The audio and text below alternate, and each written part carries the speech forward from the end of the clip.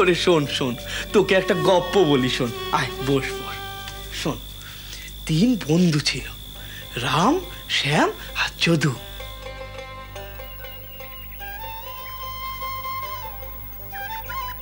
তা কি ভাই রাম, আজকে বিকেলটা কি আমাদের এরকম শুকনো শুকনোই যাবে নাকি? আমি কি করি বলো, যদু বললো এপাশে আসতে, তাই তো এলুম। তা আমি কি জেনে বলেছি? আজ আমার উপর পালা ছিল তোমাদের দিক দেখিয়ে নিয়ে আসা, তাই ভাবলুম এদিকেই আসি। তা বেশ করেছো, তুমি তো আর হাত গুনতে জানো না। বেড়ানো যদি ভালো হয় তা সবার হবে, খারাপ হলে সবার হবে, সেটাই তো কথা। এই আমরা 3 বন্ধু হলাম গে হরিহরা। এটা ঠিক, একদম ঠিক। একরকম জামা পরি, একভাবে চুল আসছে, একই ভঙ্গিতে চলি। একদম। চলো ভাই একটু লেংচে হাঁটি। তা চলো ভাই, চলো এটা লেংচে।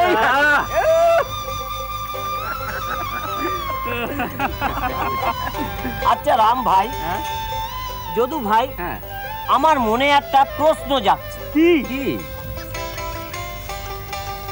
ওই গাছটা থেকে যদি এখনই একটা পাকা তাল পড়ে, তাহলে আমরা কি করব?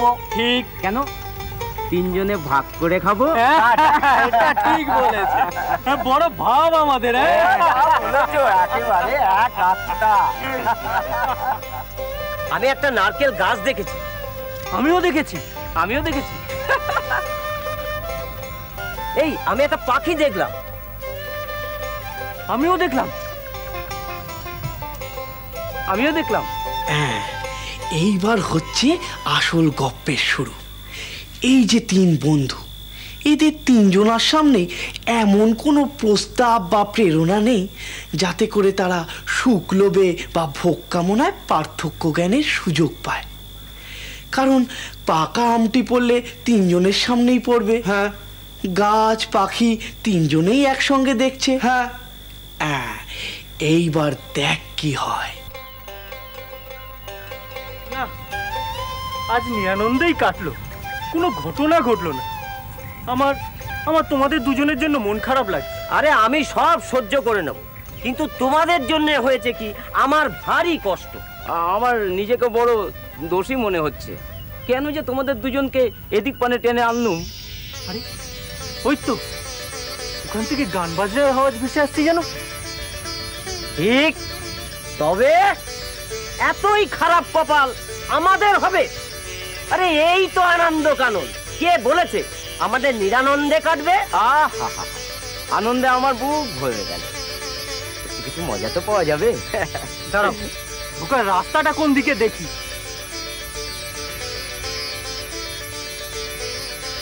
তাহলে দেখতে হয়।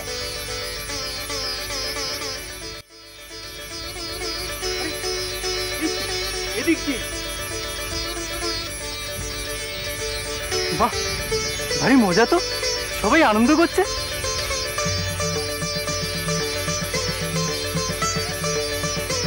আরে এ তো দারুণ মজা।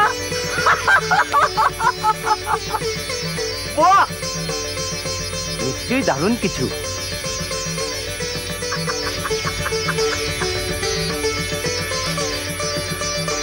বাহ, ভারী সুন্দর ব্যাপার তো। কিন্তু এই আনন্দ আমি একা ভোগ করব? কত লোক আনন্দ করার সুযোগ পায় না, ডাকি তাদের। আরে ও মধু, মধু দাদা, ভট্টা দাদা, রাখাল জেঠু, খেলতে পিসি, তোমরা সবাই ছুটে আসো গো, দৌড়ে দৌড়ে আসো গো। কি মজা, কি মজা, কি মজা।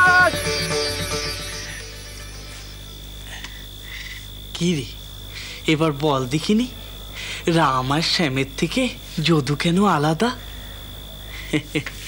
প্রথম দুজনায় আনন্দ কানন দেখলো, একা একা তার রস নিতে চলে গেল। কিন্তু যদুর মনে হলো যা কিছু পাবো তা সকলে ভাগ করে নেব। কেন এমন হয় বলতো? কি আরম্ভ করলে বলো দেখিনি, ঘুমোতে দেবে নাকি? এই তোদের দোষ জানিস, কোনো কিছু জানতে চাস না। তোমার কি দোষ তুমি জানো? কি? তুমি একবার বক বক করতে শুরু করলে না আর থামো না। যত সব গপ্প জুড়বে তাই নিয়ে কাটা ছেঁড়া জোড়া দেওয়া। কি করব বল, তোদের যদি সহজ করে না বলি তোরা তো বুঝতেই পারিস না, আমার হয়েছে ওই যদুর দশা। যা কিছু আমি আনন্দ পাই তা আমি সকলের সাথে ভাগ করে নিতে চাই। কোনো ভূ আনন্দই আমি একা একা পেতে চাই না। মানুষের মনে এত কষ্ট, এত তাপ মানুষ সইতে পারে না। তাদের শরীরে চালা চুরুক, তারা শান্তি পাক। আমি রানীকে কি সেদিন এমনি এমনি দণ্ড দিয়েছিলুম? আমি রানীকে আমার পরমানন্দের ভাগ দিতে চাই, আর রানী এখনো বিষয় আগুনের তাপ সেঁকছে। আমি জানি মামা, আমি বুঝি তুমি তুমি জগৎটাকে অন্যভাবে দেখো। তুমি শুধু দেখোই না, দেখার ভেতরে যে দেখা তুমি তাও দেখো। কি রে, খুব যে পটর পটর করছিলি? সে কি আর সাধ করে মামা? আমি যে তোমাকে আগলাতে চাই। বড় মামা তোমাকে আমার হাতে চাপিয়ে দিয়ে গেছে। এমনিতেই তোমার এত ভার, তারপর তুমি যদি অমন দাপাদাপি করো, আমি তোমাকে সামলাতে পারি? মুখ থুবড়ে পড়বো না? পাগল ছেলে।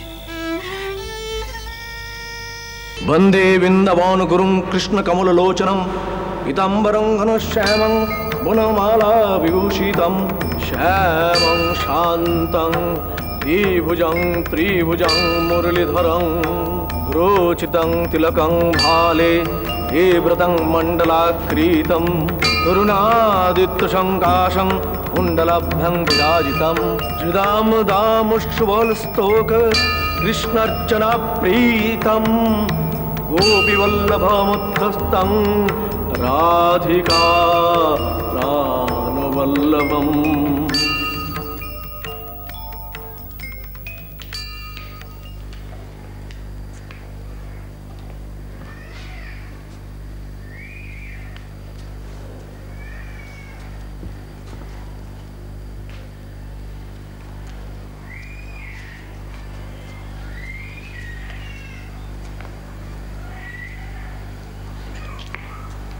ইনি কিনি খোঁজ নিয়েছেন?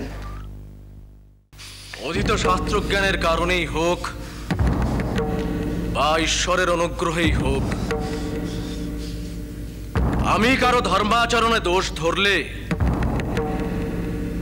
সে পার পায় না। আমার কথা ফলে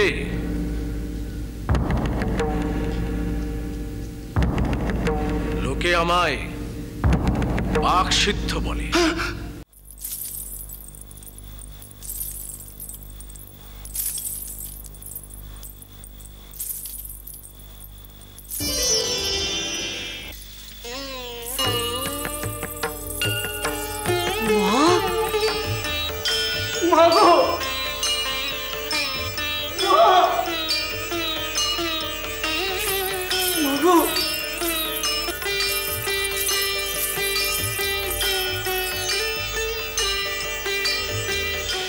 श्री राम